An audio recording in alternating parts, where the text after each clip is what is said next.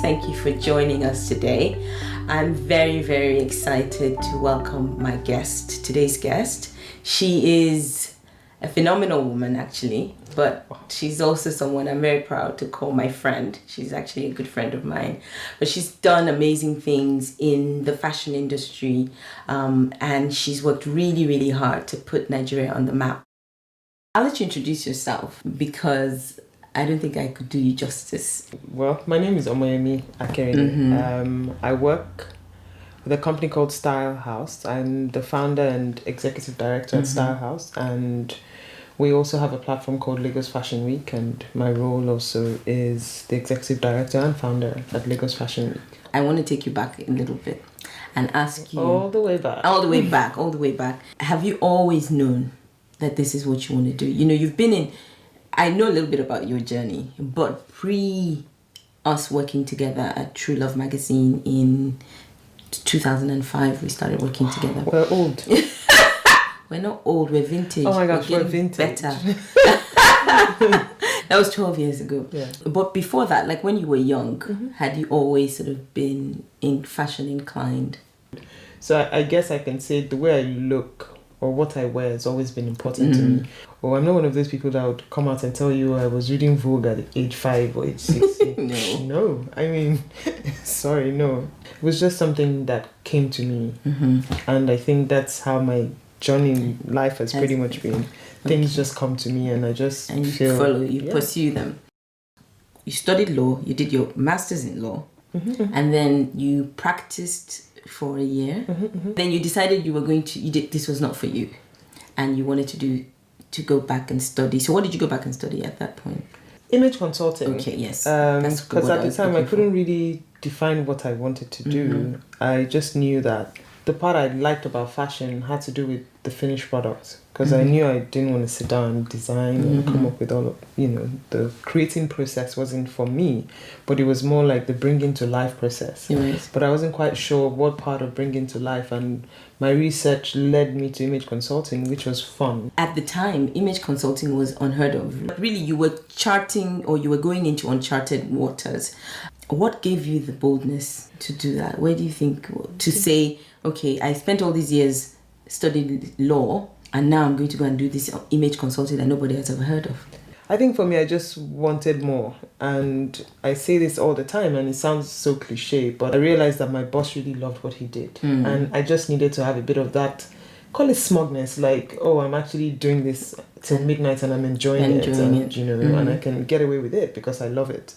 And I knew I hated what I was doing, in the sense that I wasn't finding fulfillment. So I guess you can say that the adrenaline that comes from doing something you love is enough to push you to keep you going. Yeah. And increasingly, I read a book called, you know how you don't really know, and then I read this book called Grit by Angela Duckworth, and I'm like, oh my goodness, this is it.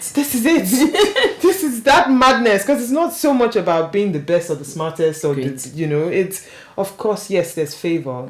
I know without a measure, without a shadow of doubt that there is favor and there is some sort of divine orchestration with God in terms of all the things we've done.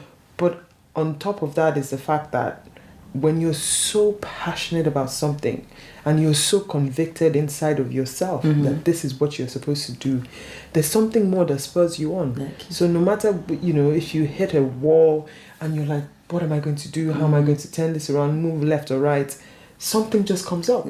I draw my inspiration, I draw my strength from God, because so many times I want to give up. People don't know, they don't see half of this, and it just feels like you're cruising through life. No, I'm not the hero. We need to talk more about that, because people don't see half of this. They see the glory. They see when it all comes together and they conclude that it's been easy. And many times I think when you're doing interviews like this, or when you're having conversations like this, we tend to, it's natural, you tend to want to give the brighter side of it. Tell me the last time or the most recent time that you can think of when you thought, this is for the birds, I'm not doing this anymore. The most recent time. Kemi, every year, without fail, after Fashion Week, I think 2015 was the first year I got my strength every year after Fashion Week, I'm like, I'm done. I'm not doing this I don't anymore. want to talk to anyone in fashion. People know. I just like, it leaves me so drained. I say it all the time. I think 2015 was the first year I said, you know what? It's not that bad. Nobody died, you know. I know there must be a few, but what's the biggest frustration for you in planning Fashion Week, for example? The truth is, we're still pushing through. It never stops. And I mean, let's start from the fact that I'm human. And I'm probably not the easiest of people to work with because I just assume everybody knows what's in my head. And you have to truly know me to be able to extract information from me because people are like, we're trying to help you, but we can't. Like, you're not communicating. so honestly, so much appreciation and love for people who've been able to, especially people who've worked with me since inception. Oof. They deserve like lifetime achievement awards or something.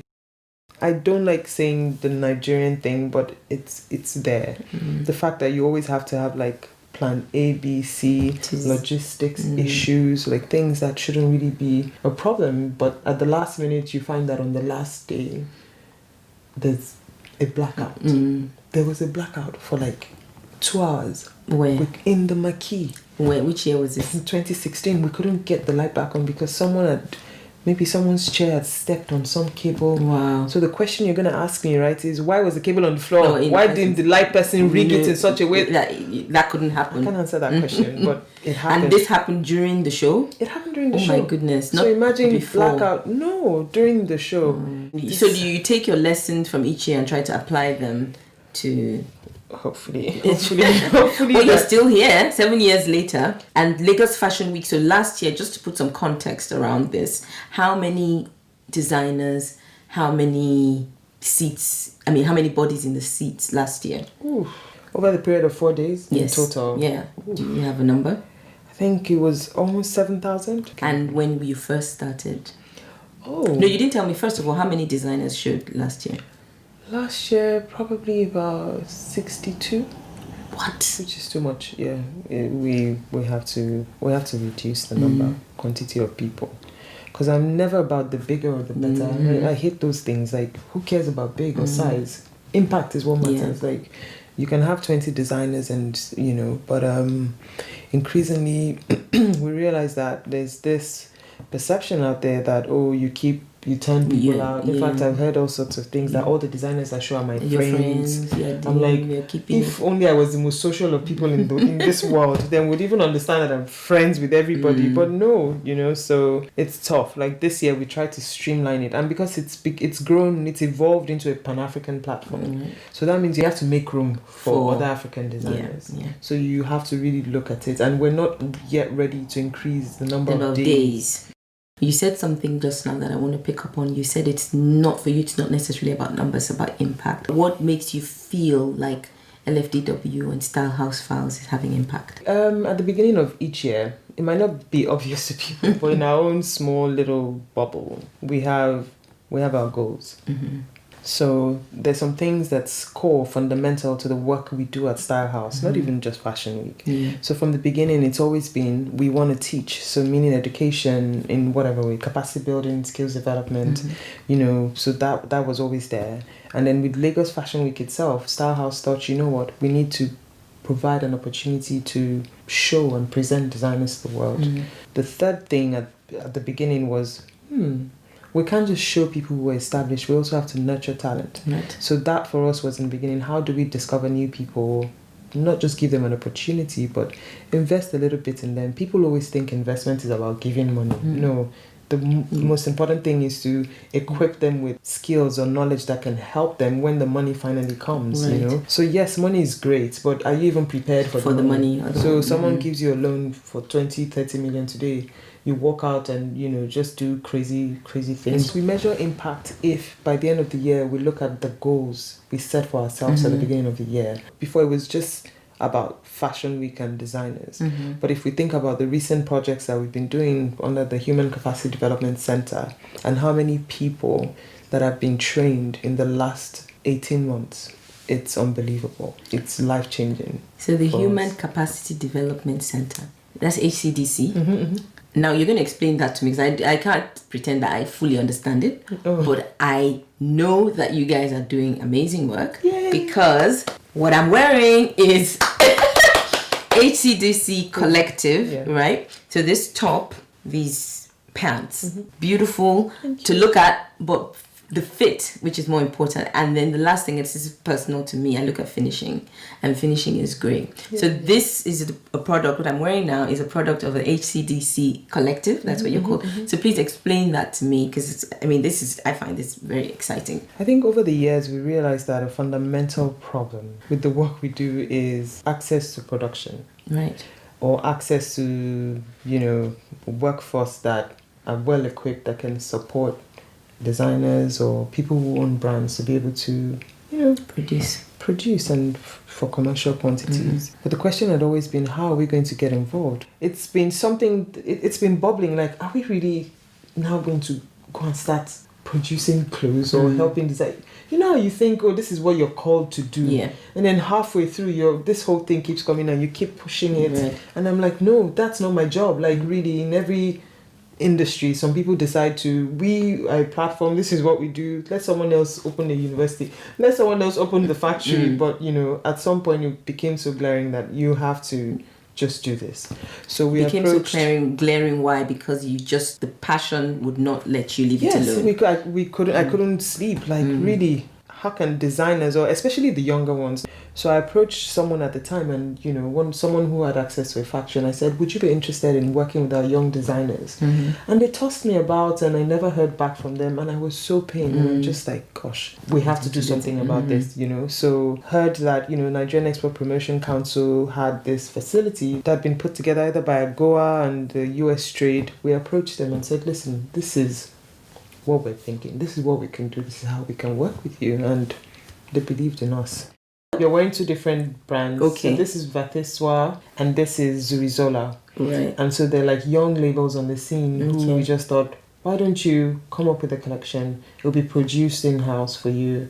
We get to show the world the capacity of what the center can do. We also get to equip the people we've trained. So you're training people to actually work on the machines. Yes, you're training people to cut, to all the different steps along the assembly line of the value chain. Okay, you've come a long way, Omoyemi. Oh boy. I want to ask you now, when you started as an image consultant, did you have any idea at the time that 12 years down the line, this is what you would be doing? I'm that sort of person that, yes, you have your top tier goals, you have your mid tier goals, and then you have some goals. The most important thing to me is to make sure that my bottom level goals are sort of steering me towards the mid tier to the final. Wow. So I have an idea what my top tier goals are. That I know what it is, like in terms of where we're going. But and sometimes you didn't share that with me. I can't share it because it's so crazy. I want to know. It's like so crazy. Like, oh my gosh, you must be so crazy. They say if your dreams don't scare you, then you have not started. The industry is not, you can't even call it an industry. Right. Things are not regulated or structured yet. Yeah. So it's hard to say, I know we'll do this, then we'll do that. No. But there's some mid-level goals that that, okay, maybe ultimately, for example, if the goal is to see designers like own their own stores and everybody can walk in and buy, so I can shop. I want to be in Kenya and I can shop Tiffany Amber from Kenya, or be in Zimbabwe and it's accessible there, or anywhere, and I know that when I pick it up it's something I can wear, or I come to London and it's available as well. But you don't know how that's going to happen. But you know that there's some things that can steer you in that direction. And I use Tiffany Amber loosely. I don't own it. I don't, but I know for a brand like Tiffany Amber, there's some things that need to be in place. So either, with what we do, you probably have to make sure you sort of contribute to the enabling environment for certain things to happen. So what you're doing, to me, from where I'm sitting and from where I've sat and observed you, is creating an enabling environment for people to be able to do something that enhances our economy, that just moves the country forward. That's like a huge, it sounds like that's a macro level type of thing, but that's where you're going. This, like you said, if not too long ago, and even now, we don't really have an industry, but we're getting there, and you're pushing us along. I don't think there's any template for you to follow. What you're trying to do is really unprecedented. So I think it takes a lot of boldness or guts or madness. As a woman, it seems even more audacious, I think, for you to take on something on this level and to decide that this is what you want to do with your life. What does the future look like for you? You know, the next 10 years. Do you know? Omoyemi the person. Omoyemi the person and these babies that Omoyemi has birthed. I mean, it'll just be really great. First things first, for Omoyemi to know that maybe the reward is in the future. And I guess for Omoyemi to also know that it takes time to grow and build things. So now we're getting to that stage where I completely know that it's not so much what we do at Style House or LFGW, is what everyone is doing probably as a result of what we do. So for example, I mean, last year we ran a fashion business series themed production. You know, it was based on apparel production, and the whole idea was just to sensitize people that, guys, this is the next thing on the agenda. Right. And whether or not it was planned or timely or whatever, you know, you have factories springing up left, right, and center.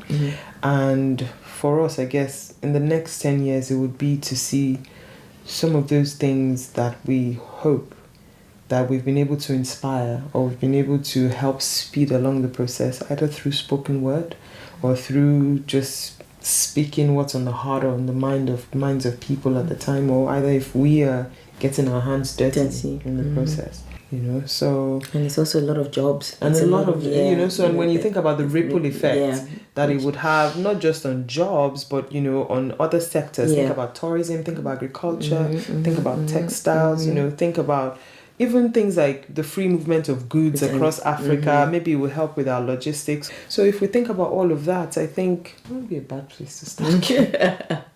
I know. You know what? 10 years time, I'll be slowing down. No, I think you'll just be getting started, actually. I don't slowing down. You just be getting started. I get a very strong sense of your why. What keeps you up at night? What keeps you going when everything looks like, why am I even bothering? And that's inspiring to me. And that kind of brings me to, why are you sitting here?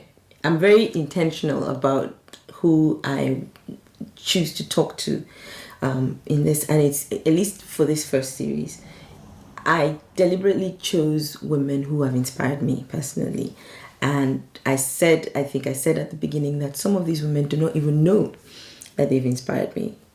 Some I don't even know personally, but some of them I know personally, like you. And you may not know, but I watch you and I think, okay, Kemi, those things that keep you up at night, the things that, the niggling things that I know that I've wanted to do all these years, but I've always somehow talked myself out of it. It's not the right time. I don't have enough money. I watch someone like you and I think, okay, enough is enough. Get up. You can do it. Omoyemi has been doing it because we started together 2005. And I see where you've gone. And I think, wow, that is amazing. That is the boldness to follow your dream, even when the dream does not look like much or doesn't have, you know, dreams are like that. It has no structure, it has no borders, no edges, you know, it can take you anywhere. So I want to say thank you to you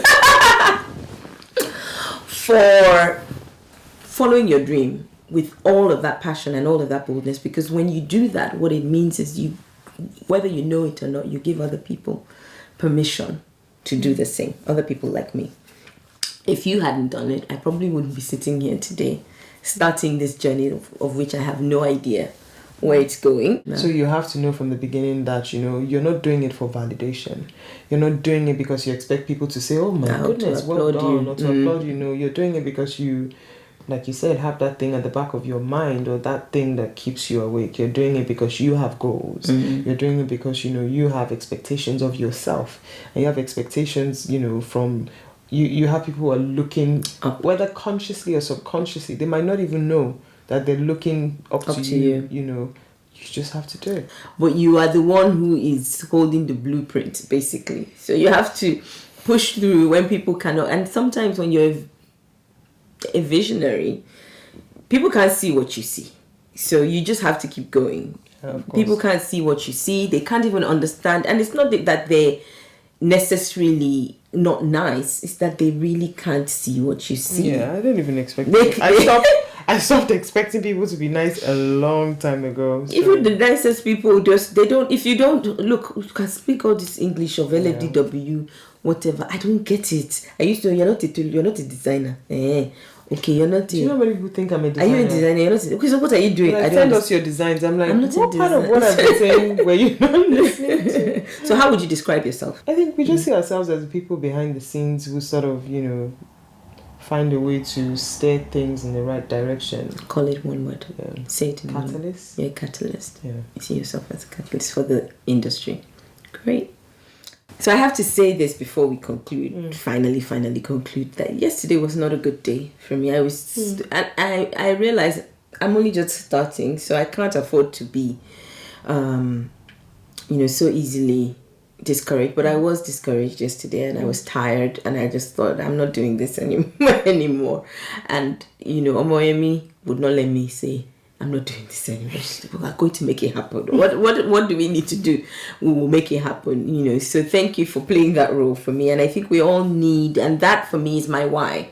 Really, if I have to say what my own why is, it's about sharing those stories that other people will watch and listen to and be encouraged and inspired to keep going. One more day, just keep going. And you're so right, sometimes it's one more day. Sometimes it's not even about you see the big picture. Yes, you have an idea of something you want to do. You may not know how you're going to do it, and many people that you look at today, who you look at as successes, that's how they started. But when they tell the story, that kind of gets lost. That I didn't know. I didn't have all the answers. I just got started with what I knew to do at the time. One more day. One more day. Thank you, Omoyemi. Wow, that was an amazing conversation with Omoyemi Akerele, the founder and director of Style House Files and Lagos Fashion Week. I hope you enjoyed the conversation as much as I did. Please comment or send an email, or do both.